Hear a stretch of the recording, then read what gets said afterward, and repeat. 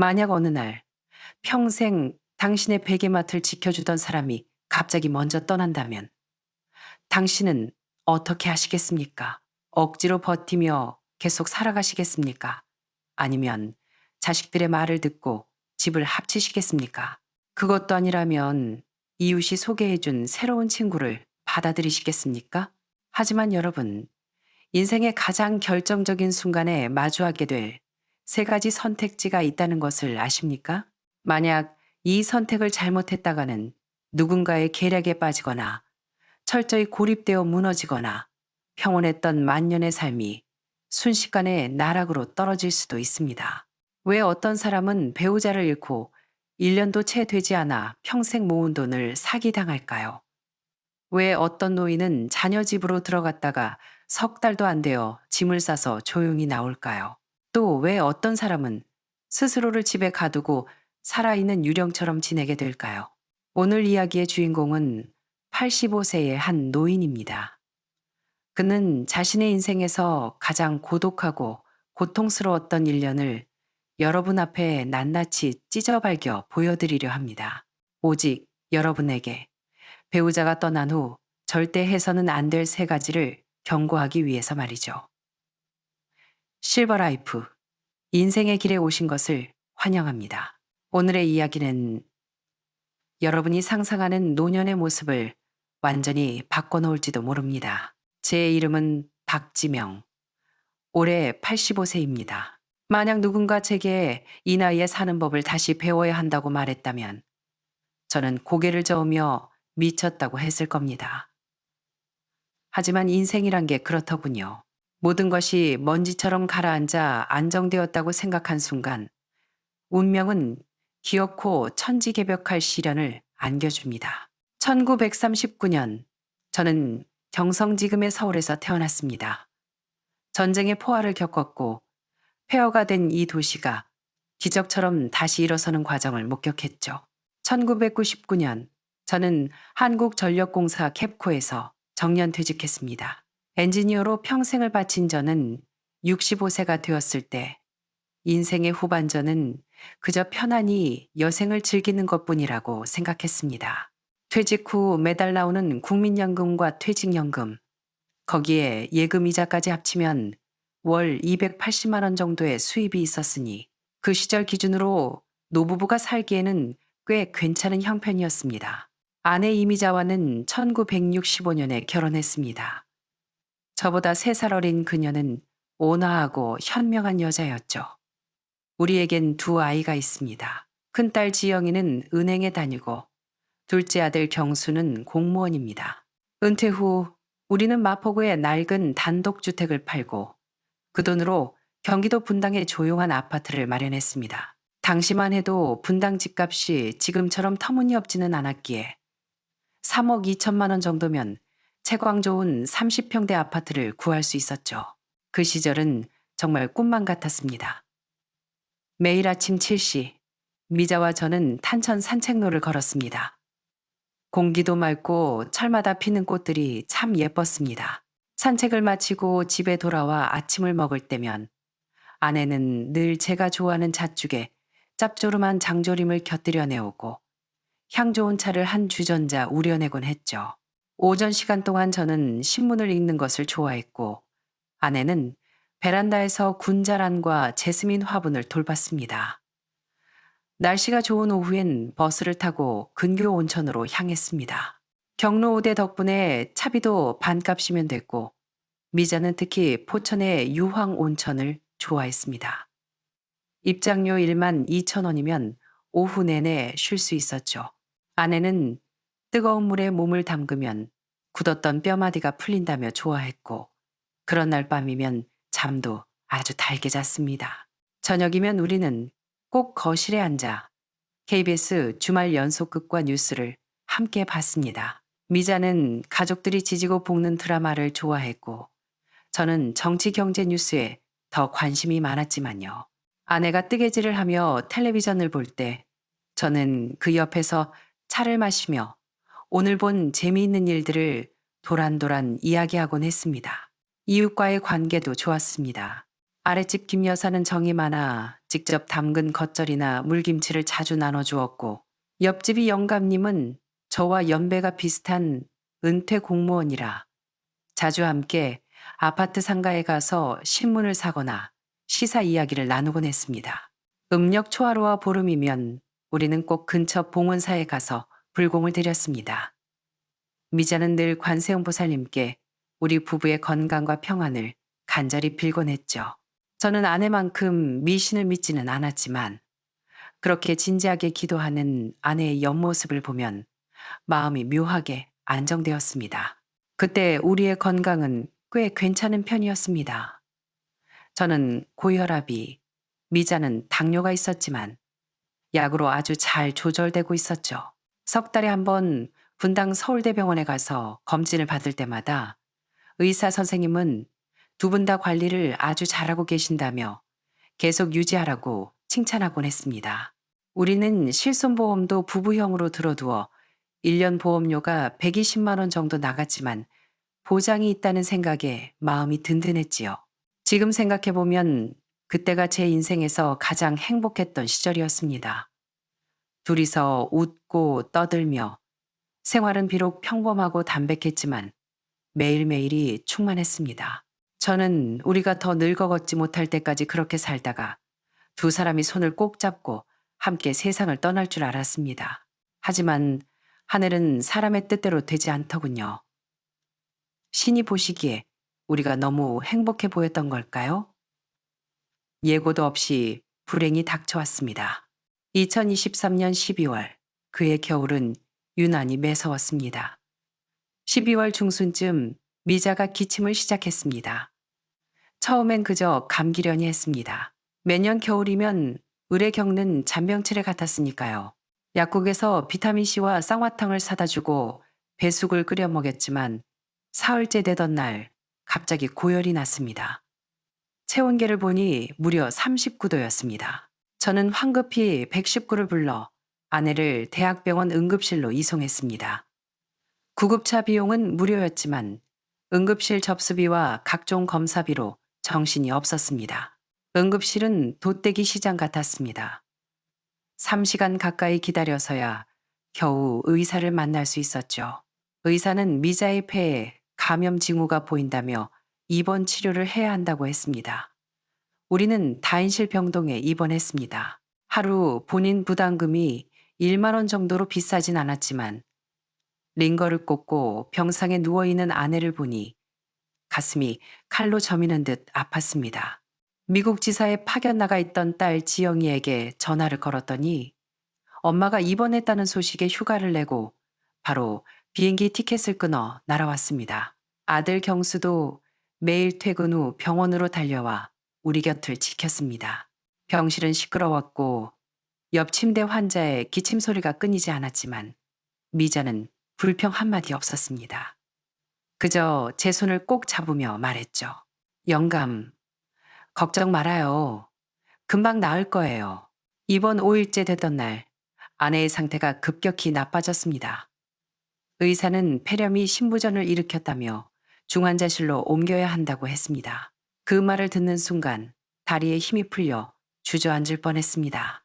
아들이 저를 부축해주지 않았다면 그대로 쓰러졌을 겁니다. 중환자실 면에는 하루 2번, 한 번에 한 명만 30분간 들어갈 수 있었습니다. 12월 23일 오후 제가 들어갔을 때 아내는 이미 기력이 쇠한 상태였습니다. 하지만 힘겹게 눈을 뜨고 저를 바라보더군요. 가느다란 목소리로 아내가 말했습니다. 지명 씨, 만약 내가 먼저 가더라도 당신은 잘 살아야 해요. 나 때문에 스스로를 가두지 말아요. 저는 미친 듯이 고개를 저으며 눈물을 쏟았습니다. 쓸데없는 소리 마라. 의사가 좋아진다고 했어. 우리 같이 봄에 벚꽃 보러 가야지. 당신 벚꽃 좋아하잖아. 아내는 희미하게 웃었습니다. 그 미소를 저는 평생 잊지 못할 겁니다. 난 이미 충분히 행복했어요. 당신이랑 이렇게 오래 좋은 세월 보냈잖아요. 나한테 약속해줘요. 부디 당신 몸 잘 챙기겠다고. 12월 25일 크리스마스 아침, 병원에서 전화가 왔습니다. 미자가 떠났다고요. 허겁지겁 병원에 도착했을 때 아내는 평온한 얼굴로 누워 있었습니다. 고통스러운 표정 하나 없이 마치 잠든 것처럼요. 딸이 미국에서 도착해 우리 가족은 서로를 부둥켜 안고 통곡했습니다. 전체 입원비로 320만 원 정도가 나왔는데 건강보험공단 부담금을 제외하고 우리가 낸 돈은 80만 원 정도였습니다. 장례 비용은 빈소 대여료와 상조 비용 등을 합쳐 약 600만 원이 들었습니다. 이 돈은 제게 문제가 되지 않았습니다. 하지만 결제하는 카드 서명 하나하나가 제 심장을 긋는 것 같았습니다. 분당 집으로 돌아오니 온 집안에 미자의 흔적이 가득했습니다. 현관엔 그녀의 슬리퍼가 가지런히 놓여 있고 부엌엔 앞치마가 걸려 있고 베란다에 군자라는 붉게 피어 있는데 거실 소파에 앉아 아내가 늘 앉던 빈 의자를 바라보는데 갑자기 온 세상이 텅 비어버린 것 같았습니다. 자식들은 저보고 합가하자고 했지만 거절했습니다. 이 집엔 미자와 함께한 58년의 추억이 있는데 어떻게 떠납니까? 저는 그저 이 추억들을 지키고 싶었습니다. 우리가 함께 살았던 흔적들을요. 그날 밤 저는 난생 처음 뼈저린 고독을 맛보았습니다. 그저 혼자 집에 있어서 느끼는 외로움이 아니었습니다. 내 생명의 반쪽이 억지로 뜯겨나간 듯한 상실감, 남은 반쪽으로 어떻게 계속 숨쉬어야 할지 모르는 막막함이었죠. 미자가 떠난 후 제 삶은 엉망진창이 되었습니다. 둘이 살 땐 한 달 생활비가 120만 원 정도였는데 혼자 사니 돈이 덜 들 줄 알았더니 오히려 더 들더군요.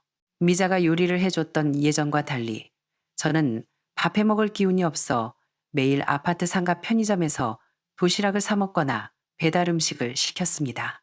도시락 하나에 5천 원, 배달 음식은 한 번에 2만 원이 넘으니 식비만 해도 엄청났습니다. 더 심각한 건 완전히 뒤집힌 생활 리듬이었습니다. 낮에는 멍하니 소파에 앉아 몇 시간이고 있다가 밤만 되면 잠이 안 와 침대에서 뒤척이다. 새벽 3시에 일어나 케이블 TV 재방송을 봤습니다. 옆에서 챙겨주는 미자가 없으니 약 먹는 것도 잊어버리기 일쑤였죠. 미자는 늘 제 혈압약과 자신의 당뇨약을 식탁 위에 나란히 챙겨두고 함께 아침을 먹으며 약을 먹었었는데 말입니다. 결국 130, 80으로 잘 조절되던 혈압이 160, 100까지 치솟았고 체중은 72kg에서 67kg로 5kg이나 빠져버렸습니다. 이웃들의 관심도 견디기 힘들었습니다. 아랫집 김 여사는 좋은 뜻이었겠지만 자꾸 사람을 소개하려 들더군요. 어느 날 문을 두드리며 흥분해서 말했습니다. 박 선생님, 제 친구 중에 남편 잃고 혼자 된 점잖은 여자가 있는데 한번 만나보실래요? 저는 마음이 복잡했습니다. 이성은 누군가의 보살핌이 필요하다고 했지만 감정은 미자에게 죄를 짓는 것 같아 거부감이 들었죠. 김 여사가 말한 장 여사는 65세에 은퇴한 간호사였고 남편과는 3년 전 사별했다고 했습니다. 우리는 분당의 한 백화점 지하 카페에서 만났습니다. 커피 2잔과 조각 케이크 하나에 24,000원. 장 여사는 단정해 보였고 말씨도 온화했습니다. 그녀는 혼자 사는 외로움을 토로하며 저와 미자의 깊은 정을 부러워했습니다. 그날 밤 집에 돌아와 저는 미자의 영정사진 앞에서 펑펑 울었습니다. 마치 배신자가 된 기분이었지만 한편으로는 오랜만에 느낀 사람의 온기에 흔들리는 제 자신이 너무나 모순적이었으니까요. 자식들의 반응도 제각각이었습니다. 딸 지영이는 아빠 혼자 계시는 건 너무 걱정돼요. 좋은 분 만나시면 저희도 마음 놓일 것 같아요 라며 지지했지만 아들 경수는 펄쩍 뛰었습니다. 아버지, 요즘 노인 노리는 사기꾼이 얼마나 많은지 아세요? 절대 안 돼요. 이런 엇갈린 반응 속에 저는 더욱 혼란스러워졌고 어떤 결정도 내리기 두려워졌습니다. 가장 끔찍했던 건 2024년 3월의 어느 밤이었습니다. 화장실을 가려고 일어났는데 혈압약을 제때 안 먹은 탓인지 핑 돌며 비틀거하다 거실 탁자 모서리에 이마를 했고 말았습니다. 피가 바닥에 뚝뚝 떨어지는데 덜컥 겁이 났습니다. 내가 이렇게 죽으면 언제 발견될까? 하루? 이틀? 아니면 시체 썩는 냄새가 나야 이웃이 알게 될까? 떨리는 손으로 119를 불렀습니다. 응급실에서 엑스레이를 찍고 5바늘을 꿰매는 동안 의사는 혈압이 너무 높다며 하룻밤 입원을 권했습니다. 그날 밤 병상에 누워 형광등 불빛을 바라보며 저는 죽음보다 더 무서운 고독사의 공포를 실감했습니다. 미자가 없다는 것보다 혼자서 쓸쓸히 죽어갈 수 있다는 사실이 뼈에 사무치게 무서웠습니다. 퇴원 후 저는 더욱 폐쇄적으로 변했습니다. 모든 사교 모임을 거절하고 이웃의 전화도 피하고 동굴 속에 숨어 상처를 핥는 짐승처럼 집안에만 틀어박혔습니다. 지금 돌이켜보면 미자가 떠난 후 1년 동안 저는 3가지 치명적인 실수를 저질렀습니다. 그 실수들은 제 남은 인생을 송두리째 파괴할 뻔했습니다. 첫 번째 실수는 성급하게 대체자를 찾으려 한 것입니다. 장 여사를 만난 후 옆집이 영감님이 또 결혼정보회사를 소개해 줬습니다. 종로에 있는 황혼의 로맨스라는 곳이었는데 중노년층 전문이라고 했습니다. 지푸라기라도 잡는 심정으로 갔더니 가입비만 120만 원을 요구하더군요. 만남 주선 때마다 20만 원을 따로 내야 했고요. 40대 여성 매니저는 박 선생님 같은 조건이면 금방 짝을 찾습니다. 연금도 있고 집도 있으시잖아요 라며 저를 홀렸습니다. 그곳에서 처음 소개받은 사람은 67세의 조 여사였습니다. 은퇴한 간호사라며 얌전해 보였죠. 우리는 신라호텔 라운지에서 만나 5만 원짜리 커피 세트를 마셨습니다. 그녀는 말주변이 좋았고 혼자 사는 게 외롭다며 저를 위로했습니다. 하지만 2번째 만남부터 본색을 드러냈습니다. 그녀는 현재 월세 80만 원짜리 집에 살고 있다며 안정적인 주거지를 원한다고 했습니다. 그러면서 우리 둘이 돈을 합쳐 집을 사자고 제안하더군요. 자기가 1억 2천만 원을 낼 테니 제가 2억 8천만 원을 내서 공동 명의로 하자는 겁니다. 외로움에 눈이 멀었는지 그 말이 그럴싸하게 들렸습니다. 심지어 제 통장 잔고를 확인하고 싶다길래 은행까지 데려가 보여줬습니다. 제 정기예금 잔고 3억 원을 본 그녀의 눈빛이 탐욕스럽게 번뜩이더군요. 급기야 성의 표시로 4천만 원을 먼저 송금해달라고 요구했습니다. 집을 보러 다니기 전에 믿음을 달라는 핑계였죠. 제가 정말로 송금하려던 찰나 아들 경수가 전화를 걸어왔습니다. 뒷조사를 해보니 그녀는 사기 전과가 있고 채무 문제로 전 남편에게 고소당한 적이 있는 사람이었습니다. 저는 정신이 번쩍 들었습니다. 하마터면 노후 자금을 몽땅 날릴 뻔했죠. 2번째 실수는 자녀에게 전적으로 의존한 것입니다. 사기 사건 후 저는 아무것도 믿을 수 없게 되어 딸 지영이의 권유대로 용인 수지에 있는 딸의 아파트로 들어갔습니다. 45평형 아파트였고 대출금은 좀 남았지만 방 4개짜리 넓은 집이었습니다. 저는 매달 80만 원을 생활비로 내기로 했습니다. 그게 공평하다고 생각했으니까요. 하지만 일주일도 안 되어 문제가 터졌습니다. 맞벌이하는 딸 부부는 아침 7시에 일어나 밤 10시가 넘어서야 잠자리에 드는데 저는 새벽 5시면 눈이 떠지고 저녁 8시면 잠이 왔습니다. 식성도 문제였죠. 바쁜 딸은 배달 음식이나 간편식을 자주 상에 올렸는데 제 늙은 위장은 맵고 짜고 기름진 음식을 감당할 수 없었습니다. 제가 요리를 하려 해도 개방형 부엌이라 음식 냄새가 거실로 퍼지면 사위가 은근히 인상을 찌푸리는 게 보였습니다. 가장 견디기 힘든 건 내 집이 아니라는 사실이었습니다. 차를 한 잔 마시려 해도 거실에 누가 있는지 살펴야 했고 텔레비전 채널 하나 마음대로 돌릴 수 없었습니다. 11살 난 손자는 할아버지 텔레비전 소리가 너무 커요. 발소리가 쿵쿵거려요 라며 불평했습니다. 밤에 화장실이라도 가면 그 소리에 깰까봐 조마조마했습니다. 저는 손님처럼 눈치를 보며 살아야 했습니다. 사위는 저를 피해 늦게 귀가하는 눈치였고 딸 지영이조차 아빠, 필요한 거 있으면 저한테 말하세요. 남편한테 직접 말하지 마시고요 라고 했을 때 저는 자존감이 바닥을 쳤습니다. 전화 한 통 할 자유조차 없는 것 같았죠. 결국 스트레스로 혈당이 180까지 치솟아 3개월 만에 도망치듯 분당 집으로 돌아왔습니다. 세 번째 실수는 현실 도피와 스스로를 가두는 고립이었습니다. 다시 혼자가 된 저는 세상과 담을 쌓았습니다. 모든 사교 모임을 거절하고 이웃의 전화도 받지 않고 장보기는 배달 앱으로 해결하며 쓰레기 버릴 때 빼고는 현관문 밖으로 한 발자국도 나가지 않았습니다. 대신 TV 홈쇼핑 채널에 중독되었습니다. 쇼 호스트들이 어르신, 이거 하나면 100세까지 건강합니다 라고 외치면 최면에 걸린 듯 전화기를 들었습니다. 안마기, 건강베개, 자석 팔찌, 매달 80만 원 넘게 썼습니다. 집안에 택배 상자가 쌓여갔죠. 심지어 라디오 광고만 믿고 정체불명의 한약재를 200만 원어치나 샀습니다. 그걸 먹고 배탈이 났는데도 누군가가 나를 챙겨준다는 착각에 빠져 계속 샀습니다. 3개월 동안 집거하며 저는 유령처럼 집안을 배회했습니다. 급기야 환청이 들리기 시작했습니다.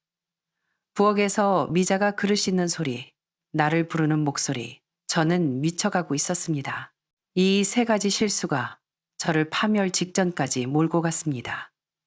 만약 그날 그 작은 생명을 만나지 못했다면 저는 고독사 했을지도 모릅니다. 2024년 10월, 비 내리는 어느 아침이었습니다. 여느 때처럼 새벽 5시에 깨어 멍하니 있는데 베란다에서 희미한 울음소리가 들렸습니다. 나가보니 비에 쫄딱 젖은 아기 고양이 한 마리가 구석에 웅크리고 있었습니다. 녀석의 초록색 눈동자와 마주친 순간 심장이 쿵 하고 내려앉는 것 같았습니다. 녀석은 뼈만 앙상하게 남은 채 벌벌 떨고 있었죠. 저는 낡은 수건을 가져와 녀석을 감싸 안았습니다. 녀석은 반항도 하지 않고 제 품에 안겼고 작은 심장이 콩콩 뛰는 게 느껴졌습니다.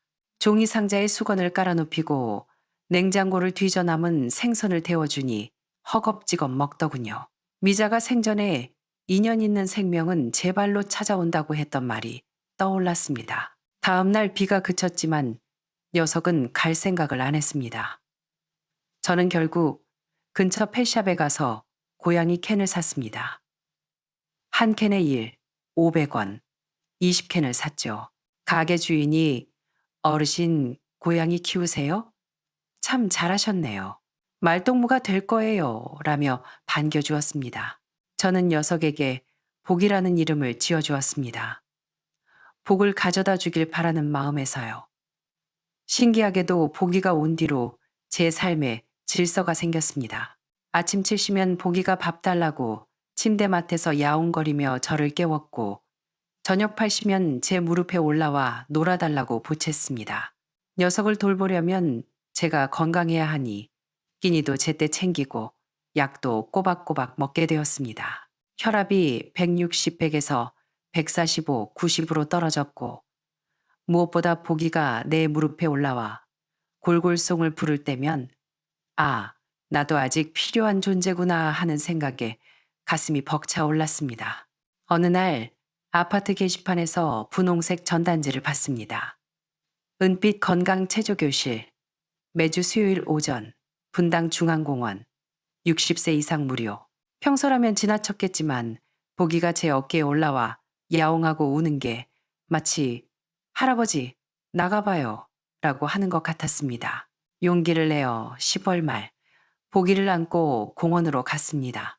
20여 명의 노인들이 모여 있었고 50대 중반의 강사 강 선생님은 저를 반갑게 맞아주었습니다. 어르신, 고양이가 너무 예쁘네요. 환영합니다. 동작은 서툴렀지만 아무도 비웃지 않았습니다. 옆에 있던 70대 이 영감님이 박 형님 천천히 하세요 라며 격려해 줬죠. 운동이 끝난 후 정자에 앉아 이야기를 나누며 저는 그곳의 모든 사람이 각자의 사연이 있음을 알게 되었습니다. 치매 아내를 5년째 돌보는 이 영감님, 자식을 캐나다로 보내고 혼자 사는 박 여사님, 은퇴 후 전국 일주를 했다는 최 선생님, 강 선생님은 제게 어르신, 혼자 있는 게 외로운 게 아니라 고립되는 게 외로운 거예요. 오늘 나오신 게 정말 큰 시작입니다라고 말해주더군요. 체조 모임에 나간 지 한 달쯤 되었을 때 모임에서 알게 된 전직 교장 선생님이 시니어 공유주택 셰어하우스 이야기를 꺼냈습니다. 지자체에서 시범 운영하는 새로운 주거 모델로 사생활은 보장되면서 주방과 거실 등 공용 공간을 함께 쓰는 형태라고 했습니다. 호기심에 인터넷을 찾아보니 정말 그런 곳이 있었고 가장 가까운 곳이 성남 수정구에 있는 은빛 공생주택이었습니다. 낡은 빌라를 리모델링한 곳이었죠. 일요일 오후 보기를 데리고 그곳을 찾아가 봤습니다. 4층 건물에 24명의 어르신이 살고 있었습니다. 관리자인 사회복지사 장 선생님이 친절하게 안내해 주었습니다. 월세는 관리비 포함 72만 원, 식비는 별도로 32만 원 정도라 월 100만 원 남짓이면 생활이 가능했습니다. 제 연금으로 충분히 감당할 수 있는 금액이었죠. 가장 인상 깊은 건 1층 공용 식당이었습니다. 오후 4시쯤이었는데 입주자 몇 분이 저녁 준비를 하며 만두를 빚고 있었고 한쪽에서는 장기를 두고 마당에서는 텃밭을 가꾸고 있었습니다. 마치 어릴 적 살던 동네의 정겨운 풍경 같았습니다.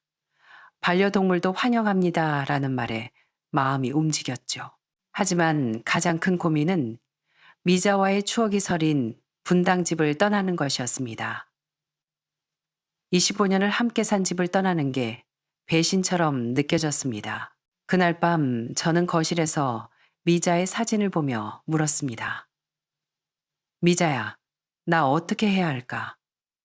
당신이라면 내가 거기로 가는 걸 찬성할까? 문득 병상에서 아내가 했던 말이 떠올랐습니다.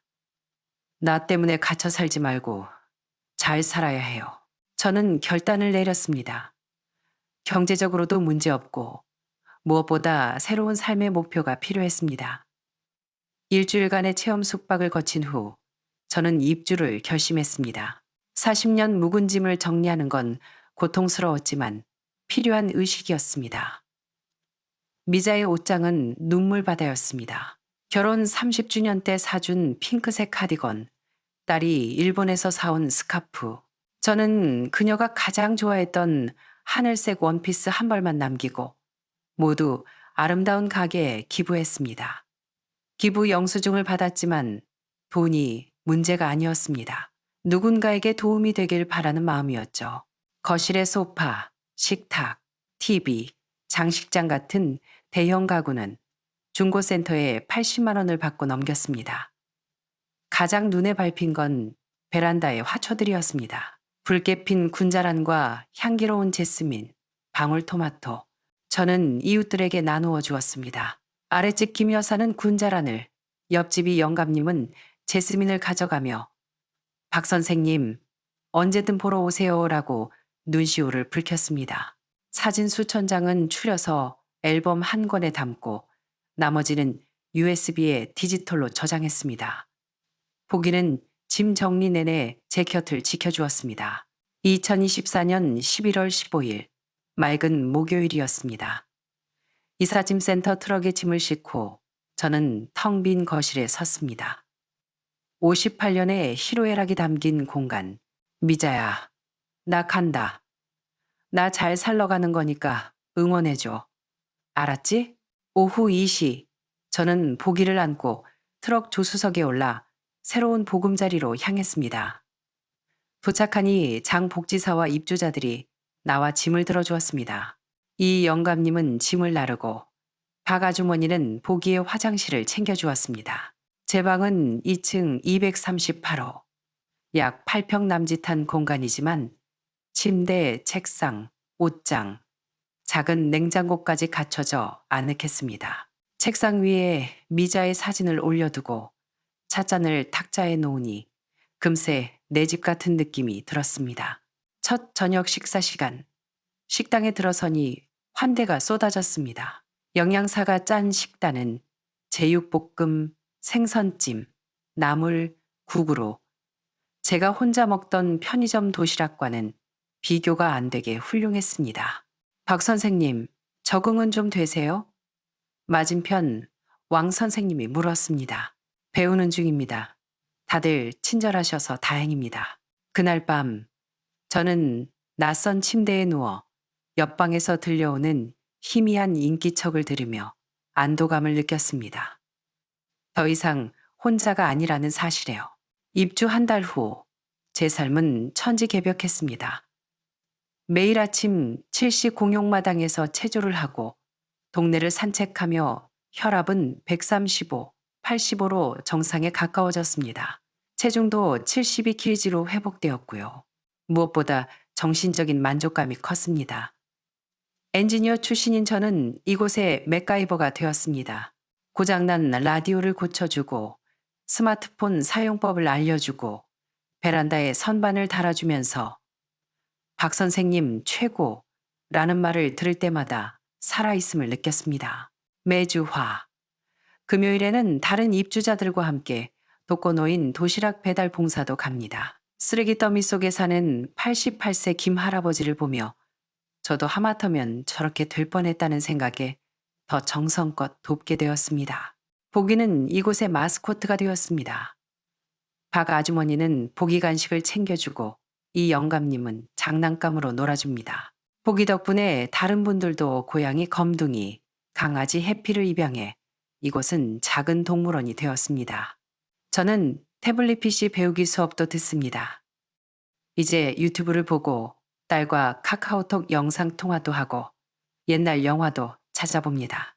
매월 첫째 주 일요일에는 인근 초등학교 아이들과의 교류 행사가 있는데 저는 3학년 민수에게 옛날 이야기를 들려줍니다.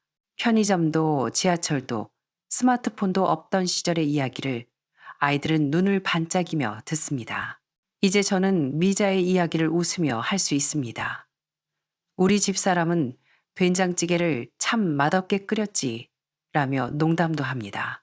진정한 추모는 슬픔 속에 잠겨 있는 게 아니라 그녀가 사랑했던 나를 소중히 여기며 남은 날들을 빛나게 사는 것임을 깨달았기 때문입니다. 동년배 친구들에게 꼭 해주고 싶은 말, 배우자가 먼저 떠났을 때 절대 해서는 안 될 3가지를 다시 한번 강조합니다. 첫째, 외로움을 달래려 급하게 이성을 찾지 마십시오. 판단력이 흐려져 사기꾼의 먹잇감이 되기 십상입니다. 적어도 1년은 혼자 서는 법을 배우십시오. 둘째, 자녀에게 맹목적으로 의존하지 마십시오. 서로의 생활 방식을 존중하는 적당한 거리가 효도보다 낫습니다. 요즘은 다양한 주거복지 서비스가 많으니 적극적으로 알아보십시오. 셋째, 스스로를 고립시키지 마십시오. 세상 밖으로 나와 연결되세요. 사람 냄새가 약보다 좋습니다. 저는 이제 86세입니다. 하지만 다음 달엔 입주자 친구들과 일본으로 벚꽃 여행을 가기로 했습니다. 손자의 졸업식에도 갈 거고요. 내년엔 사진을 배워볼까 합니다. 제 가슴 속엔 여전히 미자가 살아 숨쉽니다. 그녀의 축복 속에서 저는 오늘도 힘차게 하루를 시작합니다. 제 이야기가 여러분에게 작은 희망이 되길 바랍니다. 여러분의 노년도 저처럼 다시 꽃 피우기를 진심으로 응원합니다. 2025년 3월 은빛 공생주택 정원에서 박지명 드림